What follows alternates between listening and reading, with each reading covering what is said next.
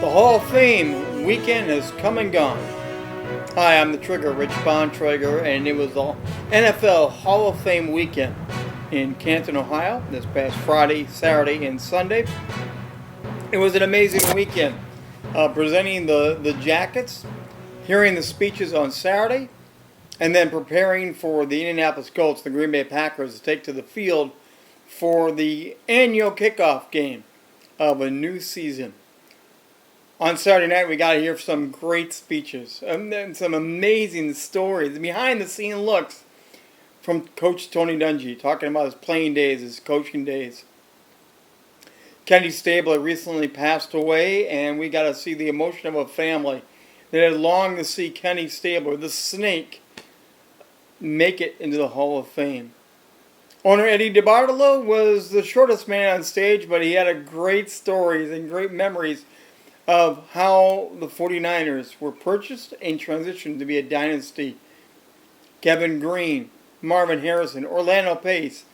And then the weekend really belonged to Brett Favre of the Green Bay Packers. Number 4 went into the Hall of Fame.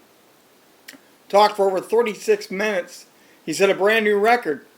You thought Favre had every record possible. Well, he gets one more record to go on his resume. The longest speech ever given by anyone going to the Hall of Fame, over 36 minutes long, and every word and every statement was something the fans wanted to hear. No matter who they cheered for, they wanted to hear from Brett Favre. An amazing night. Then on Sunday, it was going to be the annual Hall of Fame game, and then, surprise, the game got canceled at the last minute. Now, many commentators have been talking about it, and the theme of the weekend emerged to be one of integrity. Integrity of the game. Integrity for the fans. Integrity for our nation, as Kevin Green brought people to his feet with an amazing statement about men and women that served, and the crowd went crazy. Well, on Sunday night, they had to cancel the game because the center field and the end zones are always painted with that special paint. And the field had been recently renovated, and they had hoped that it was going to be in good enough condition. Well, somehow the paint and the new turf and everything did not mix well, did not go well, and they deemed the field unfit, unsafe for the players. And for the integrity of the game, which I agree with the statement, I agree with the sentiment, they canceled the game. However, you cannot ignore this. That this is a black eye against the NFL. It's a black eye against the Hall of Fame. When you renovate a stadium, if you have ever been on turf, whether baseball or football, whatever, you know early on how things are going. You know the condition of a field. And you definitely know the condition of the field 2 hours before game time. You know if it's too slippery in baseball.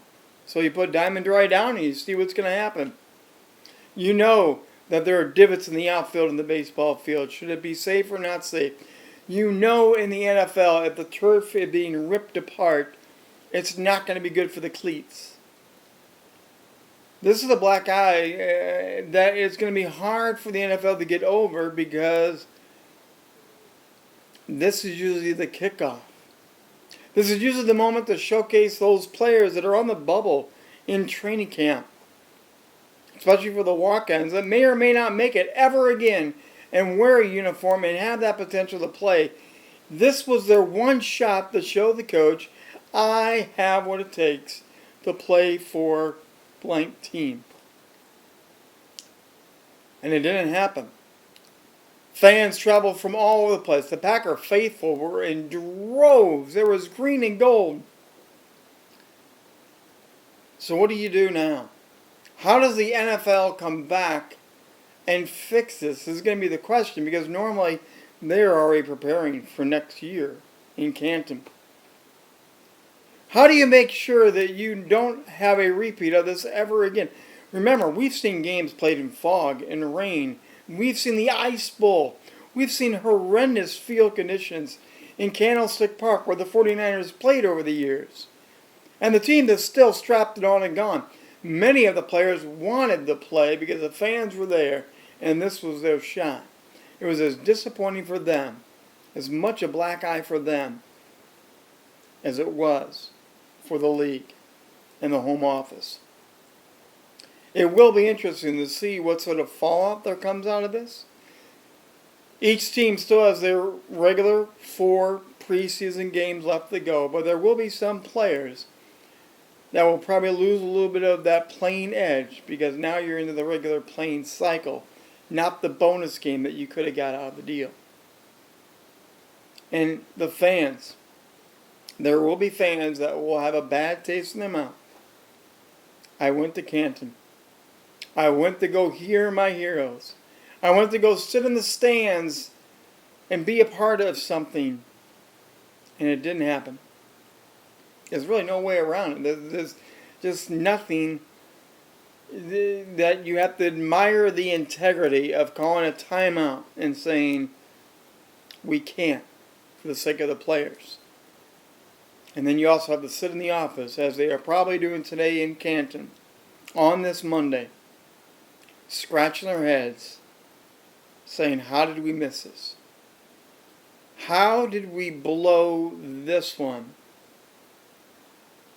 2 hours before kickoff, when they had to tap the shoulder of ESPN and the NFL Network men and tell them, there's no game tonight? What do you think? Should they have played the game? Was it okay not to play the game? Or do you just say it's one of those things that happens and you chalk it up to experience and you move on and you cheer for your team and you hope it doesn't happen the year that your team is there or your hero is there? All in all, it was a fantastic weekend. And if you've never gone to Canton, Ohio, you should make the trip to the NFL Hall of Fame. For Trigger Sports, I'm Rich Bontrager, the Trigger. Have a good one. I hope to hear from you again. You can follow us on Facebook, on Twitter, Instagram, and right here on YouTube as well. Till next time.